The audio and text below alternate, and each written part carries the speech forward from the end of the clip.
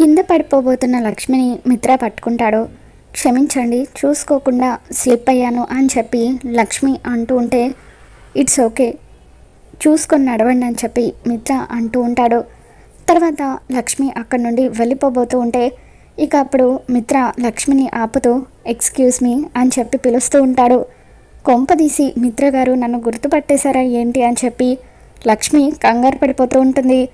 ఇంతకీ మీరెవరు, మీ వాయిస్ ఎక్కడో విన్నట్టుందే అని చెప్పి మిత్ర అంటూ ఉంటాడు.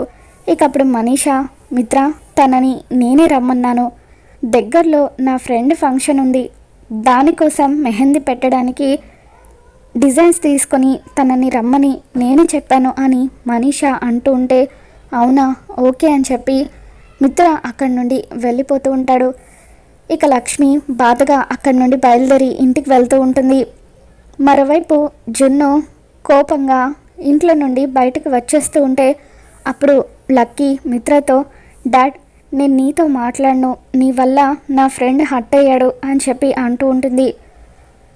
లక్కీ నాతో మాట్లాడకపోతే నేను ఎలా ఉండగలను, సరే నువ్వు నాతో మాట్లాడాలంటే నేనేం చేయాలో చెప్పు అని మిత్ర లక్కీతో అంటూ ఉంటే, నా ఫ్రెండ్ని మళ్ళీ వెనక్కి తీసుకొని రావాలి, ఈరోజు సండే కాబట్టి సరదాగా నా ఫ్రెండ్తో కలిసి లంచ్ చేస్తూ కబుర్లు చెప్పుకొని టైం స్పెండ్ చేద్దామని చెప్పి నేను ఎంతగానో ఆశపడ్డాను, నీ వల్లే జున్ను హట్ అయ్యి వెళ్ళిపోయాడు కాబట్టి నువ్వే జున్నుని మళ్ళీ వెనక్కి తీసుకొని రావాలి అని చెప్పి లక్కీ అంటూ ఉంటుంది. సరే మేడం గారు ఆర్డర్ వేసిన తర్వాత ఈ నాన్న చేయకుండా ఉంటాడా అని చెప్పి మిత్ర జున్ను దగ్గరికి వెళ్ళి, రే జున్ను, నిన్ను ఇందాక కోప్పడ్డాను కదా, అందుకు సారీ అని చెప్పి మిత్ర అంటూ ఉంటాడు. ఇక అప్పుడు జున్ను, ఇట్స్ ఓకే అంకుల్ అని చెప్పి నేను కూడా మీకు సారీ చెబుతున్నాను, ఇంకెప్పుడు కూడా ఆ రూమ్లోకి నేను లక్కీ వెళ్ళము అని చెప్పి అంటూ ఉంటే, సరే సరే పద లంచ్ చేద్దాం అని చెప్పి జున్నుని తీసుకువచ్చి డైనింగ్ టేబుల్ దగ్గర కూర్చోబెడతాడు. లక్కీ, జున్ను, మిత్ర వీళ్ళంతా కలిసి లంచ్ చేస్తూ ఉంటారు. ఇక అప్పుడు జున్ను అచ్చం మిత్రలాగే తింటూ ఉండడంతో ఇక అప్పుడు మిత్ర, వీడు కావాలని నన్ను ఇమిటేట్ చేస్తున్నాడు, వీడికి నేను సారీ చెప్పినా కూడా నేను కోప్పడిన విషయాన్ని మనసులో పెట్టుకొని కావాలని ఇదంతా చేస్తున్నాడు అని చెప్పి మిత్ర అనుకుంటూ, మామ్ వాడు చూసావా ఇంత లేడు, నన్నే ఎలా ఇమిటేట్ చేస్తున్నాడో, నేను చూపుడు వేలు వదిలేసి తింటున్నానని చెప్పి వాడు కూడా అచ్చం నాలాగే తింటున్నాడు అని చెప్పి మిత్ర అంటూ ఉంటే అరవింద జున్నుని గమనిస్తూ, వీడేంటి అచ్చం మిత్ర చేసినట్టుగా చేస్తున్నాడు అని చెప్పి మనసులో అనుకుంటూ ఉంటుంది. రే జున్ను, ఏంట్రా ఇది, పెద్దవాళ్ళను అలా వెక్కిరించడం తప్పు కదా అని చెప్పి అరవింద అంటూ ఉంటే అప్పుడు జున్ను, లేదండి నేను ఇంట్లో కూడా ఇలాగే తింటాను, నాకు చిన్నప్పటి నుండి ఇలా తినడమే అలవాటు అని చెప్పి జున్ను అంటూ ఉంటాడు. దాంతో అరవింద, వీడిని నేను మొదటి నుండి గమనిస్తున్నాను, వీడి అలవాట్లు అన్నీ కూడా మిత్రలాగే అనిపిస్తున్నాయి, వీడిని చూస్తూ ఉంటే చిన్నప్పుడు మిత్ర ఎలా ఉండేవాడో అచ్చం అలాగే ఉన్నట్టుగా అనిపిస్తుంది. దీక్షితులు గారు చెప్పినట్టుగా లక్ష్మి బతికే ఉందా, లక్ష్మి కొడుకే ఈ జున్నునా అని చెప్పి అరవింద ఆలోచిస్తూ గుడిలో అర్జున్ తల్లి, మీరు లక్ష్మి గురించి చెబుతూ ఉంటే మా ఇంట్లో ఉన్న లక్ష్మి మీ ఇంట్లో ఉన్న లక్ష్మి ఒక్కరేనని అనిపిస్తుంది, మీ లక్ష్మి మా ఇంటికి వచ్చినట్టుగా అనిపిస్తుందని చెప్పిన మాటలు గుర్తు చేసుకొని ఆ రోజు అర్జున్ వాళ్ళ అమ్మగారు అన్నట్టుగా నిజంగానే వాళ్ళ ఇంట్లో ఉన్న లక్ష్మి ఈ లక్ష్మి ఒక్కరేనా అని చెప్పి అరవింద ఆలోచిస్తూ, ఒరే జున్ను, మీ ఇంట్లో వాళ్ళను నేను ఒకసారి కలవచ్చా అని చెప్పి అడుగుతూ ఉంటుంది. తప్పకుండా కలవచ్చు అని చెప్పి జున్ను అంటూ ఉంటాడు. ఎలాగైనా సరే జున్ను తల్లి ఎవరో తెలుసుకోవాలని చెప్పి అరవింద మనసులో అనుకుంటూ ఉంటుంది. మరోవైపు మనీషా జున్ను వైపు అనుమానంగా చూస్తూ ఉంటుంది.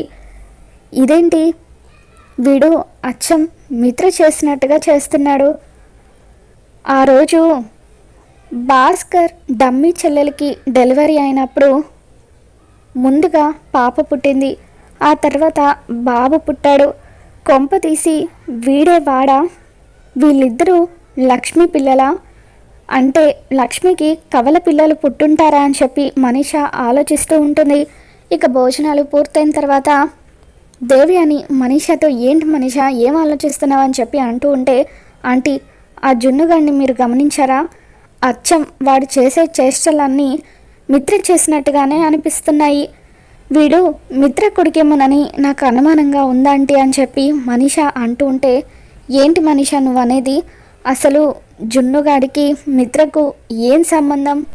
నువ్వు అనవసరంగా చాలా ఎక్కువగా ఆలోచిస్తున్నావేమో అనిపిస్తుందని చెప్పి దేవి అని అంటూ ఉంటే, ఇక అప్పుడు మనీష లేదంటీ, ఈ మధ్య లక్కీ తల్లి వైజాగ్లో కనిపించిందని భాస్కర్ చెప్పాడు కదా, మరి దాన్ని బట్టి చూస్తే లక్ష్మి వైజాగ్లోనే ఉన్నట్లు. ఆ రోజు భాస్కర్ డమ్మీ చెల్లెలకి డెలివరీ జరిగినప్పుడు కవల పిల్లలు పుట్టారని చెప్పి నర్స్ చెప్పింది. దాన్ని బట్టి చూస్తే వీళ్ళిద్దరూ లక్ష్మి పిల్లలే అని నాకు అనుమానం కలుగుతుంది. ఎంత త్వరగా వీలైతే అంత త్వరగా భాస్కర్ డమ్మీ చెల్లెలు లక్ష్మియా కాదా అన్న విషయం తెలుసుకోవాలి. లేదంటే ఈ టెన్షన్కి నేను చచ్చిపోయేలాగా ఉన్నాను. ఇప్పుడే ఒక ఆర్టిస్ట్ని పిలిపించి స్కెచ్ వేయిద్దాం అని చెప్పి భాస్కర్ని కూడా రమ్మందామని మనీష అంటూ ఉంటే, ఓకే మనీష అని చెప్పి దేవి అని నాకు తెలిసిన ఒక ఆర్టిస్ట్ ఉన్నారంటూ ఫోన్ చేసి ఇంటికి పిలిపిస్తుంది. మరోవైపు భాస్కర్కి కూడా ఫోన్ చేసి మనీష అర్జెంటుగా ఇంటికి రమ్మని చెబుతుంది.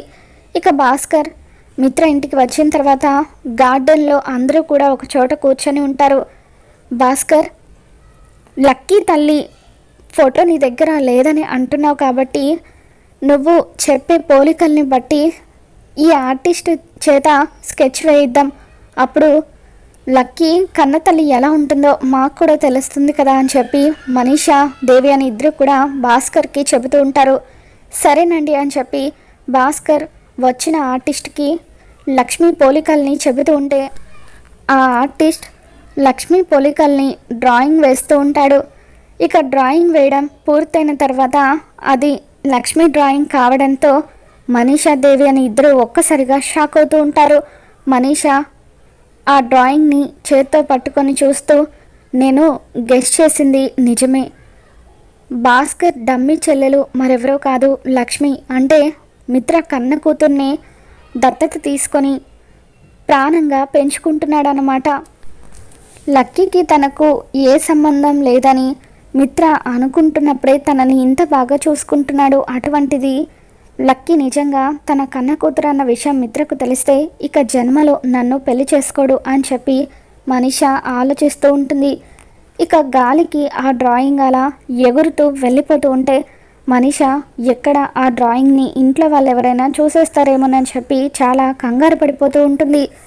ఇంతలో మిత్ర ఫోన్ మాట్లాడుకుంటూ గార్డెన్లోకి వస్తూ ఉంటాడు. ఇక అలా ఆ డ్రాయింగ్ ఎగిరి వెళ్తూ మిత్ర కాళ్ళ దగ్గర పడుతుంది. మిత్ర ఆ డ్రాయింగ్ని చూసి ఒక్కసారిగా షాక్ అవుతూ ఉంటాడు. ఎవరి డ్రాయింగ్ వేసిందని చెప్పి మిత్ర సీరియస్ అవుతూ ఉంటే ఇక అప్పుడు భాస్కర్, అది లక్కీ వాళ్ళ అమ్మ డ్రాయింగ్ సార్, మీకు వాళ్ళ అమ్మగారు ఎలా ఉంటారో తెలియదు కదా, అందుకే మనీషా మేడం ఆర్టిస్ట్ని పిలిపించి లక్కీ వాళ్ళ అమ్మ డ్రాయింగ్ని వేయించారు అని చెప్పి భాస్కర్ చెబుతూ ఉంటే మిత్ర లక్ష్మి డ్రాయింగ్ని చూసి ఒక్కసారిగా షాక్ అవుతూ, లక్కీ లక్ష్మీ కూతురా అని చెప్పి మిత్ర షాక్ అవుతూ ఉంటే ఇక అప్పుడు భాస్కర్, సార్ మీకు మా లక్ష్మి తెలుసా అని చెప్పి అడుగుతూ ఉంటాడు. ఇక అప్పుడే అక్కడికి వచ్చిన అరవింద కూడా లక్ష్మి డ్రాయింగ్ చూసి షాక్ అవుతూ, తెలియడం ఏంటి భాస్కర్, తను మరెవరో కాదు మా మిత్రకు భార్య అని చెప్పి అంటూ ఉంటుంది. అరవిందకు మిత్రకు నిజం తెలిసిపోవడంతో మనీష మరింత కంగారు పడిపోతూ, ఇన్ని రోజులుగా నేను ఎవరికైతే నిజం తెలియకూడదు అనుకున్నానో వాళ్ళకే నిజం తెలిసిపోయింది. ఎట్టి పరిస్థితుల్లోనూ లక్ష్మిని తిరిగి మిత్ర అరవింద ఆంటీ ఇంటికి తీసుకొని రాకూడదు. వాళ్ళు లక్ష్మిని తీసుకొచ్చేలోపు నేనే లక్ష్మి ఎక్కడుందో కనిపెట్టి తనను దూరంగా పంపించాలని చెప్పి మనీష అనుకుంటూ ఉంటుంది.